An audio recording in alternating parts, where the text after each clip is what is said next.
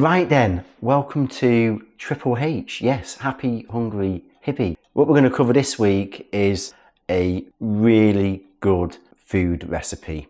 Back to cooking as we are now well into 2026. I want to do nothing but share with you a really healthy vegan plant-based recipe, and it is from the absolutely amazing Meera Sodha dinner cookbook. It's been out for 1 or 2 years now. It is actually her latest book. I've not actually done a review of this book, but I will do one soon. I've actually just been really busy cooking from it and experimenting with it. Now, if you don't know who Meera Sodha is, just look her up on Instagram. She's got a really good following. How I discovered her was pretty much through The Guardian. I've been a lifelong supporter of The Guardian and forever been looking at the recipes in the feast section on a Saturday. And yes, Meera Sodha is now pretty much the #1 exclusive article writer for food recipes and has pretty much replaced Ottolenghi. As from last year, Ottolenghi really does not do any more recipes in The Guardian, and it's now Meera Sodha who's now took spotlight, and well and truly deserved. This is what I love about this book. It covers plant-based foods. But yeah, the recipe we're covering today is this one here, which is the Aubergine green bean and tofu pad Krapow. So pad Krapow, it is a Thai dish, and that actually means holy basil. The real showcase part of this dish is actually using either holy basil, and if you can't get hold of that, use some Thai basil, which you can get from Tesco, Sainsbury's. Make sure you don't just use the standard basil. The Thai basil tastes completely different, and it's the same with a lot of Vietnamese herbs as well. Some really unique herbs out there. So yeah, I'm going to strip this back and really limit the use of oil. So it does say using rapeseed oil and toast sesame oil, but I'm not going to use any oil to make this whole food plant-based. And that's pretty much what my channel is about. Really making it less processed, eliminating these ultra-processed foods. Yeah, so the 12 ingredients you need for this is, of course, 2 aubergines, and then you need some fine green beans, banana shallots, a lime, your Thai basil, chilies, pretty much a whole bulb of... That's Harvey, yeah. Pretty much a whole bulb of garlic, fresh ginger, some dark soy sauce, and in this case I'm using the tamari, which is an extra concentrated, strong ferment soy sauce. Yeah, I've done a bit of a shopping haul. Do check out my video of this from the Japan Centre, and this is sensational. It is a black rice vinegar. A key ingredient in this, it's actually a Malaysian condiment, kisap mani, and it is a sort of rich and sweet soy sauce. Now, if you don't want to use this because it's quite sweet, you can actually replace this with something like date molasses, or even whole dates if you wanted to, and sort of blend them in. Now, if you don't have the black rice vinegar, you can simply use white rice vinegar. This is a good brand, Utaka, and you can pretty much buy this from any Tesco, Morrison's, Sainsbury's, Waitrose, whatever, but it's pretty available out there if you look at the Asian section. And alternatively, just use apple cider vinegar. And then yes, the last ingredient, last but not least, is the absolutely amazing tofu, and this is the company, the Tofu Company, we've actually collaborated with at work, and it came in and cooked many recipes which were just sensational. Now I'm going to put the link below to the link on LinkedIn, where you can look at how we collaborated Essential Cuisine with the Tofu Company. Yes, you can buy these products pretty much from any retailer. I've got mine from Waitrose for quite a long time, and the range of products is fantastic. My favourite actually is the tempeh, which is a Malaysian style tofu, which is a lot more mature. It's done in a different way. But I'm actually using the smoked version for this recipe. They also do seitan as well, which is fantastic to replace almost like chicken texture. Really good, and it's also high in protein. This is a really good recipe for this because it just absorbs those flavors. So thank you. And also, yeah, James, who actually gave me these samples, thank you, James, so much for this. I'm really looking forward to doing some more recipes as well. So yes, they're all the ingredients. You can also have a side with this. We're going to just use pretty much the jasmine rice, which is recommended in the book, and you can also garnish this with coriander or even, you know, the Thai basil or whatever else, or just a nice little wedge of lime. What I'm also going to do is I'm going to spruce this up. I'm going to chop up some preserved lemon and put that in here because it just lifts it, gives that little bit of a flavour boost, you know, and that gives that a zing as well. So let's get going.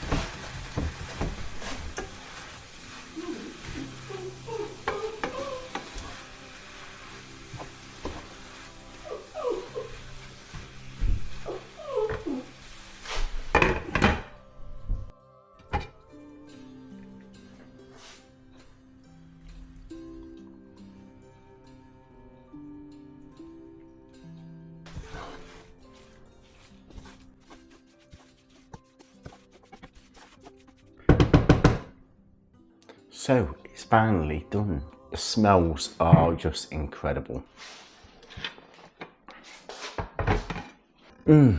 Just look at that. Absolutely brilliant. So let's do the taste test.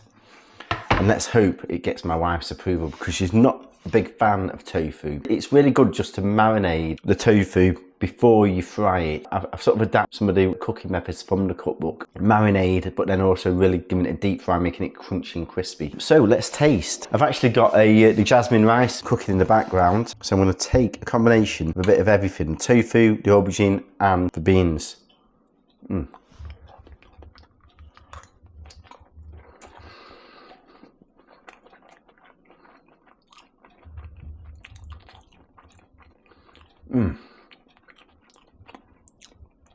That's absolutely wonderful. So what I've done and saved till last is just adding the lime juice. I'm just going to add a little bit now, but I'm only adding a small amount because I don't want to over zest it. I'll tell you what's so good about that.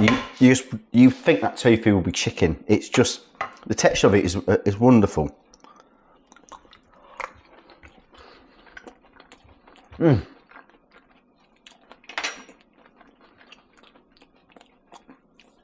The lime makes all the difference. It really does. It just gives it that really nice balance. And that's what's so good about Japanese, Thai, Vietnamese food. It's got that balance of umami, sweetness, sour. You know, the saltiness comes naturally just through the soy sauce. It's an absolute stellar recipe. Absolutely brilliant. So really looking forward to trying this with my wife. I know she's gonna love it. I'm just gonna spruce up some of the jasmine rice by just adding some preserved lemon and probably just put some coriander in there as well, just to give it that nice little fragrance. Also, yes, I'm going to sample some of this, and it is the sake, an award-winning gold winner sake. So let's try this. We like the, you can tell it's from Japan. Rice polishing, 50%, aromatic cloudy, food matching, cheese. It's a bit different. Anyway, let's try this. Ooh. So a cast. That is absolutely sensational, the best sake I've ever tried. So really hope you're enjoying this show. Please do subscribe, lots of love and passion going into this every fortnight on Tuesdays at 4:30. Also checking out my playlist for other Japanese and Asian style recipes. So enjoy everyone, take care. Bye bye.